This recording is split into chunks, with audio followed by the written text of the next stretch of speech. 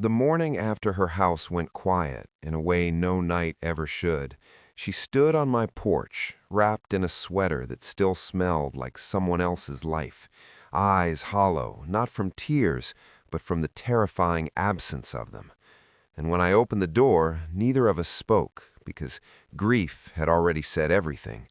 Yet in that heavy silence I felt it unmistakably, the moment two lonely worlds tilted toward each other, without permission, without intention, as if loss itself had decided we shouldn't be alone anymore. My name is Daniel, and before the morning everything changed, I was a man defined by routine. Mid-30s, remote graphic designer, divorced 2 years ago, living alone in a narrow blue house at the end of a quiet cul-de-sac. I liked predictability because it didn't ask anything of me. No surprises, no emotional debts, just coffee at 6, work by 7, silence by night. Across the small strip of lawn between our houses lived Naomi, my neighbor, though that word never captured who she really was. Early 40s, a high school music teacher, known for wind chimes on her porch and fresh bread cooling on the windowsill. She was married to Thomas, a gentle, soft-spoken man who waved every morning, like he was grateful the world still noticed him. They were the kind of couple that made you believe stability was possible. Until it wasn't. The ambulance came just before dawn 3 days ago. No sirens, just lights. Respectful. Final. The next morning, the chimes on Naomi's porch were silent. I noticed that kind of thing because grief has a sound, or rather a lack of one. And as I stood at my kitchen sink, staring at a mug gone cold, I had the strangest sense that silence was stretching, thickening, like fog rolling in with intent. I didn't know then that it would cross the lawn. Naomi knocked just after 9 a.m. Not urgently, not hesitantly, just once, firm, final. When I opened the door, she stood there, wrapped in an oversized gray sweater that clearly belonged to someone else. Her hair was unbrushed, her face pale, eyes dry in a way that felt more alarming than tears. This is Naomi, I reminded myself, the woman who once apologized to a tree she accidentally bumped into. "I'm sorry," she said. Her voice sounded unused.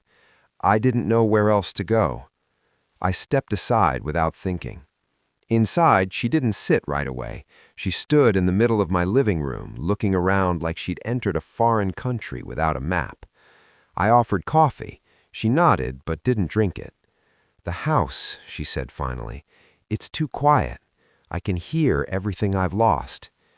That was the moment. Not dramatic, not cinematic, just two people standing in a shared pause where something invisible shifted. She wasn't asking for comfort. She was asking for company. And I gave it, not with words, but by sitting across from her, letting the silence exist between us without trying to fix it. Before we go any further, take a second to join this family by hitting the subscribe button. Drop a comment and tell me where you're watching from. I read every one of them. I've got another powerful story coming tomorrow, and you won't want to miss it. Now, let's continue. For the next few days, Naomi came over in small increments of time, 15 minutes, half an hour, never planned, never acknowledged. She always introduced herself again. "I'm Naomi from next door," as if grounding herself in language might keep her upright. I reintroduced myself, too, though we'd lived side by side for 4 years. It felt necessary, like resetting the rules of who we were now. She talked about neutral things, students, weather, a documentary about whales, anything except Thomas. And I didn't ask, because I knew what it was like to avoid the center of pain. After my divorce, I'd learned how to build emotional detours. Naomi was doing the same, and I respected the architecture of her avoidance. Still, something hummed beneath our conversations, a pull neither of us acknowledged. Not attraction, not yet, more like recognition, two people fluent in loss, speaking without sound. One afternoon, she stood to leave and paused at the door. "I don't want to be dependent," she said. too quickly. She nodded, unconvinced, and left. The lawn between our houses felt wider after that. The power went out during a storm 3 nights later. Naomi knocked again, this time with rain in her hair and fear she didn't bother hiding.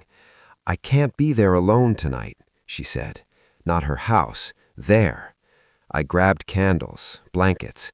We sat on opposite ends of the couch, like two people trying not to admit they were already closer than they planned.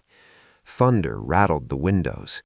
She told me about the night Thomas died, briefly, carefully, how he reached for her hand and didn't get the chance to squeeze back. "I keep thinking I'll hear him," she whispered, like she's just in another room. I didn't interrupt. I didn't rescue the moment with optimism. I just said, "That makes sense." Something in her shoulders collapsed then. Relief, maybe. We stayed up until the storm passed. When the lights flickered back on, neither of us moved. A week later, Naomi brought over soup she didn't remember cooking. We sat at the table like old friends, though the truth was more fragile than that. I told her about my marriage, how love can fade not from betrayal, but from neglect, how lonely it feels to be married to someone who's already halfway gone. She listened like a musician listens to silence, attentively, respectfully. "I thought love was supposed to be loud," she said. "Turns out it's quiet, too, until it's gone." Her hand brushed mine by accident. Neither of us moved it away. There was guilt there, confusion, the strange ache of feeling alive again when you don't think you're allowed to. We didn't kiss, but something rooted itself that night, slow, careful, undeniable. The break came suddenly. A mutual acquaintance saw us together and said something careless. Word traveled fast. Naomi pulled away, convinced she was betraying a memory, a vow, a life. "I can't," she said one morning, tears finally spilling. "I don't know who I am without him yet." I let her go. Weeks passed. The chimes stayed silent. Then one evening, a knock.